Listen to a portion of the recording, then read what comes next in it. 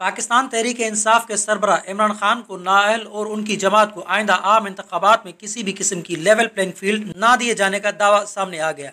जियो news के programme में गुफ्तगू करते हुए सीनियर सहाफ़ी व तज्ज़ियाकार सोहेल वड़ाइच कहते हैं कि इस वक्त शहरी हलकों में बज़ाहिर पाकिस्तान तहरीक इंसाफ की पोजीशन मजबूत और अक्सरियत में नज़र आ रही है।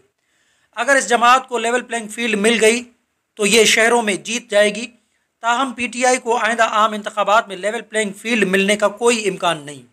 उन्होंने कहा कि लगता है इस वक्त यूं लग रहा है कि इमरान खान को नाअहल करार दे दिया जाएगा। पाकिस्तान तहरीक इंसाफ के कारकुनों के फौजी अदालतों में मिलिट्री ट्रायल होंगे। इस तरह मजीद खौफ और नाउमीदी फैलाई जाएगी, जिससे खौफजदा होकर PTI का वोटर बाहर नहीं निकलेगा। ताहम पाकिस्तान में मजलूम का वोट बैंक तोड़ना मुश्किल हो जाता है और किसी पार्टी के साथ जुल्म होता है तो उसका वोट बैंक तादेर कायम रहता है।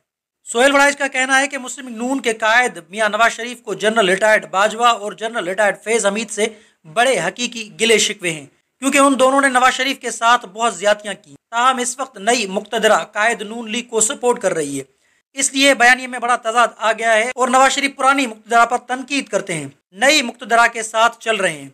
उन्होंने कहा कि पुरानी अदलिया ने कायद नून लीग के खिलाफ फैसले दिए, लेकिन आज की अदलिया उन्हें रिलीफ दे रही है।